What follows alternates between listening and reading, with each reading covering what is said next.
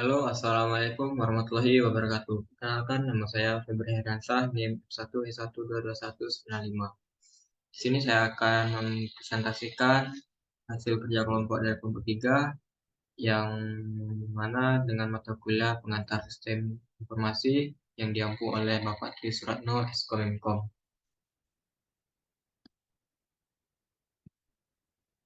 Di sini kami kelompok 3 membahas tentang hardware pada komputer yang mana beranggotakan saya sendiri dan rekan saya Anang Fahri Fernando.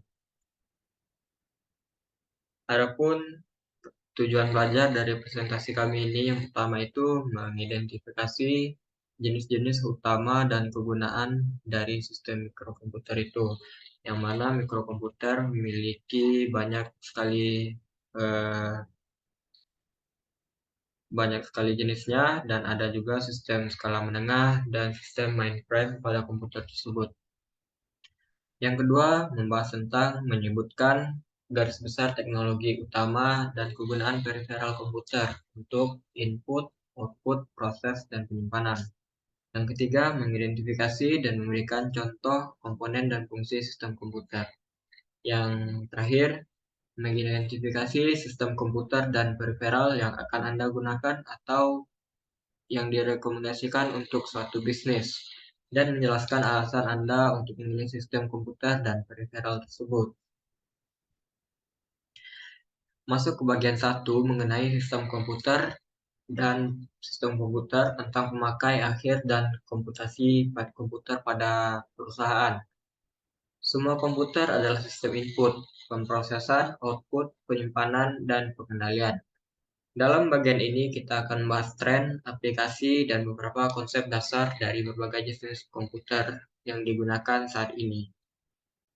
Jenis-jenis sistem komputer. Yang pertama, saat ini komputer tersedia dalam berbagai ukuran, bentuk, dan kemampuan komputasi.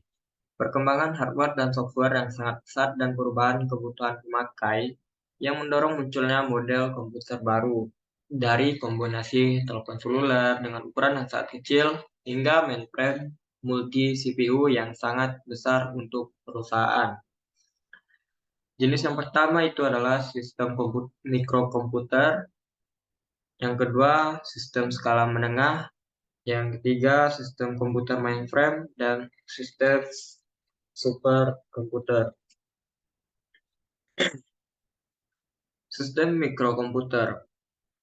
Mikrokomputer adalah kategori yang paling penting dari sistem komputer bagi pelaku bisnis dan pelanggan. Meskipun biasa disebut komputer pribadi atau PC, mikrokomputer lebih dari sekedar komputer kecil untuk memakai individual. Daya komputasi dari mikrokomputer sekarang ini telah melebihi mainframe dari generasi sebelumnya dengan harga yang jauh lebih murah dengan komputer mainframe.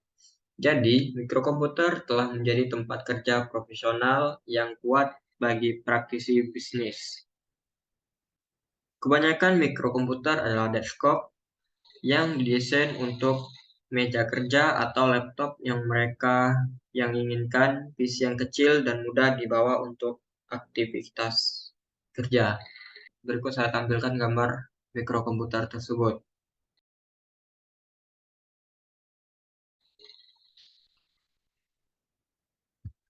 Dalam sistem mikrokomputer terbagi menjadi dua bagian.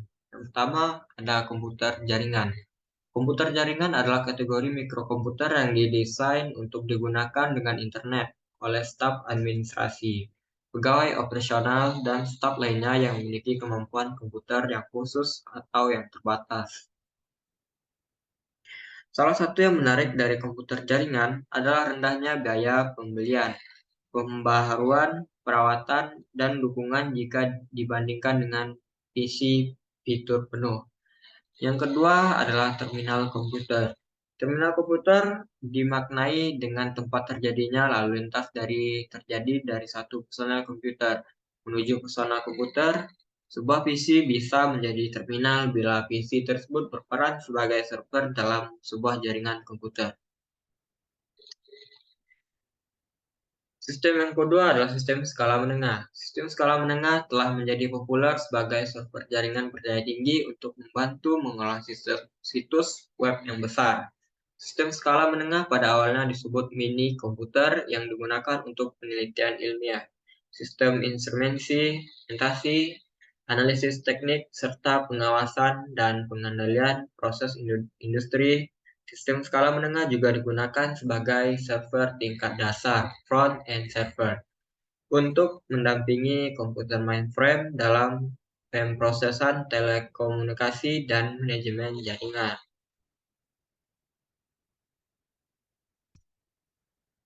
Yang ketiga adalah sistem komputer mainframe. Sistem mainframe merupakan sistem komputer yang besar, cepat, dan berdaya tinggi. Mainframe dapat memproses ribuan juta instruksi per detik. Mainframe juga memiliki kapasitas penyimpanan utama yang besar. Yang keempat, mengenai sistem superkomputer. Superkomputer menggunakan arsitektur pemrosesan paralel dari proses yang saling berhubungan. Harga superkomputer besar sekitar 5 juta dolar hingga 50 juta dolar. Yang kedua, membahas tentang konsep sistem komputer tersebut. Saat ini komputer tersedia dalam ukuran, bentuk, kemampuan komputasi, perkembangan hardware dan software yang sangat pesat, dan perubahan kebutuhan pemakaian mendorong munculnya model komputer yang baru. Dari kombinasi yang seluler dengan ukuran yang sangat kecil hingga mainframe multi CPU yang sangat besar untuk perusahaan. Komputer lebih dari sekedar kumpulan peralatan elektronik yang berdaya tinggi yang melakukan berbagai tugas pemrosesan informasi. Ada 4 macam konsep dalam sistem komputer, yang mana yang pertama itu mengenai input, pemrosesan CPU, output, dan penyimpanan maupun pengendalian. Berikut saya tunjukkan peta konsep tentang konsep sistem komputer, yang mana mengenai input, proses, output. Apa yang dimaksud dengan input? Input adalah perangkat masukan yang dipasang pada komputer atau laptop sesuai dengan port masing-masing yang berfungsi untuk memasukkan perintah dan data yang diproses dalam komputer Anda. Yang kedua, pemrosesan atau CPU. CPU adalah komponen pemrosesan utama dari sistem komputer atau juga bisa disebut dengan perangkat keras komputer yang berfungsi untuk menerima dan melaksanakan perintah dan data dari perangkat lunak. Yang ketiga, mengenai output, artinya pengeluaran, yaitu perangkat atau device yang berfungsi untuk menampilkan atau memperlihatkan hasil pemrosesan data. Dan terakhir, ada yang namanya penyimpanan, media yang digunakan dengan fungsi untuk menyimpan berbagai macam data digital yang tersedia dalam perangkat komputer dengan waktu tertentu, sehingga dapat dibaca dan dibuka kembali untuk diproses ulang pada perangkat.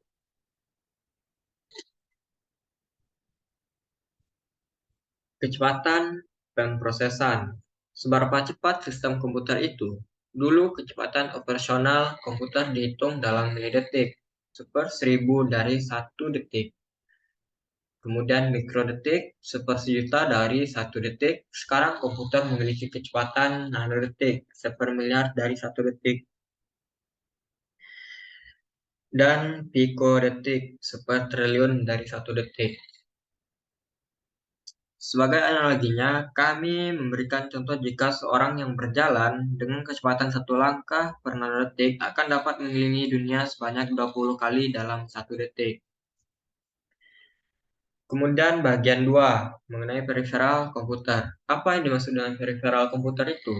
Perangkat periferal atau perangkat tambahan, perangkat sampingan, adalah perangkat keras yang dihubungkan komputer untuk meningkatkan kegunaannya dan membantu pekerjaan. Sebuah komputer hanyalah kotak berkekuatan tinggi tanpa adanya periferal. Yang pertama, periferal komputer. Apa yang dimaksud dengan periferal komputer? Periferal perangkat tambahan perangkat sampingan adalah perangkat keras yang dihubungkan komputer. Peripheral ada tiga jenis. Yang pertama teknologi input, teknologi output, dan penyimpanan. Jadi semua peripheral adalah peralatan online, yaitu terpisah dari CPU tetapi dapat secara elektronik dihubungkan dan dikendalikan oleh CPU.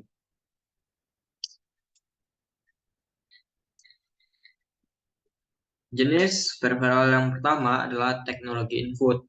Anda dapat memasukkan data dan perintah secara langsung dengan mudah ke dalam sistem komputer melalui peralatan penunjuk serta mouse elektronik dan papan tertentu, serta teknologi seperti pemindai optikal, mengenal tulisan tangan, serta pengenal suara.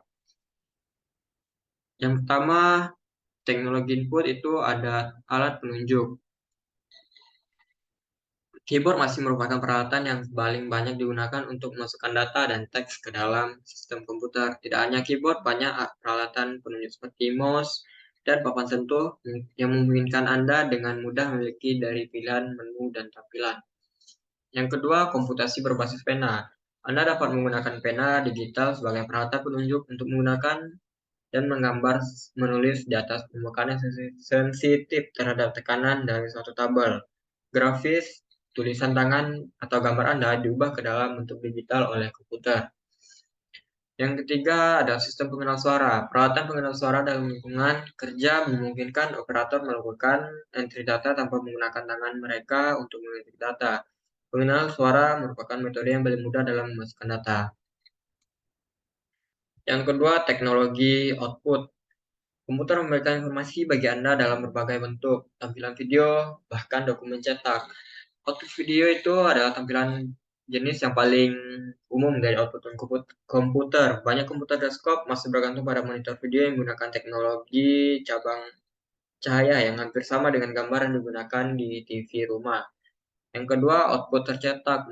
Mencetak informasi di atas kertas masih merupakan bentuk output yang paling umum digunakan. Dulunya, cetakan berwarna hanya hitam putih saja. Namun, seiring berjalannya jalan, timbullah printer inkjet dan printer laser yang menggunakan proses elektronik yang hampir sama dengan mesin fotokopi, tetapi yang memiliki grafik dan warna yang berkualitas tinggi. Yang ketiga, penyimpanan. Dasar-dasar penyimpanan komputer, kapasitas penyimpanan seringkali diukur dalam satuan kilobyte, megabyte, gigabyte, dan terabyte. Elemen paling kecil dari data disebut dengan bit atau angka binari. Sebuah bit byte adalah pengelompokan dasar dari beberapa byte dioperasikan komputer sebagai satu unit. Saya akan membahas studi kasus yang pertama, Progressive Insurance dan Options Corp atau kasus bisnis untuk sistem komputasi bergerak. Apa keuntungan batasan dari sistem IRV Progressive dan sistem PDA Universe? Keuntungan IRV pertama, mempromosikan dukungan mayoritas. Kedua, mengurangi pemungutan suara strategis. Ketiga, meningkatkan partisipasi pemilih. Keuntungan PDA Universe, yang pertama meningkatkan efisiensi, yang kedua meningkatkan komunikasi, yang ketiga mengurangi dokumen. Batasan IRV, kompleksitas IRV bisa lebih rumit daripada sistem pemungutan suara lainnya yang mungkin memiliki pemilih dipahami oleh pemilih. Surat-surat salah. Pemilih dapat kesulitan menandai surat-surat dengan benar yang dapat menyebabkan suara tidak sah. Batasan PDI Universe. Biaya penerapan sistem PDA mungkin tinggi. Dan kedua, masalah keamanan mungkin rentan terhadap pelanggaran keamanan yang dapat membahayakan informasi bisnis yang sensitif. Pertanyaan kedua, teknologi sistem komputer apa yang dapat ditambahkan oleh Progressive untuk meningkatkan nilai bisnis dari program IRV-nya? Mengapa? Program IRV kendaraan respon segera. Progressive dirancang untuk mengirimkan kendaraan servis ke pelanggan yang membutuhkan kebutuhan pinggir jalan. Untuk meningkatkan nilai bisnis dari program ini, Progressive dapat menggabungkan teknologi sistem komputer berikut. Yang pertama, sistem pelacakan kendaraan waktu nyata. Yang kedua, aplikasi seluler. Yang ketiga, analitik prediktif. Yang ketiga, chatbot atau asisten virtual bertenaga. Secara keseluruhan, teknologi sistem komputer ini dapat membantu meningkatkan efisiensi dalam efektivitas program RFP progresif yang menghasilkan pelanggan yang lebih tinggi, pengurangan biaya, dan peningkatan pendapatan. Apakah atau tablet PC akan bergantung pada kebutuhan khusus perusahaan dan karyawannya? Beberapa alasan potensi mengapa Universe mungkin ingin mempertimbangkan untuk beralih dari PDA ke laptop atau PC tablet. Yang pertama, ukuran layar yang lebih besar. Ukuran yang lebih besar dapat memudahkan karyawan untuk melihat dan berinteraksi dengan data dan aplikasi. Yang kedua, kekuatan pemrosesan yang lebih besar.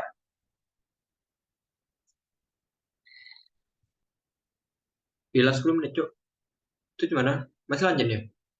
Hah? Bobaldi? Masih lanjut? Udah 10 menit? Ini masih lanjut nge-record ya? Masih. Pada akhirnya keputusan yang kedua, kekuatan pemrosesan yang lebih besar. Dan ketiga, keserbagunaan yang lebih besar. Pada akhirnya keputusan untuk beralih dari PDA ke laptop atau PC tablet akan bergantung pada kebutuhan Universe, kebutuhan karyawan. Apakah ada yang ingin ditanyakan? Jika ada yang ingin ditanyakan, langsung aja komentar di bawah. Terima kasih, saya Febri Heransa. Sekian dari saya. Assalamualaikum warahmatullahi wabarakatuh.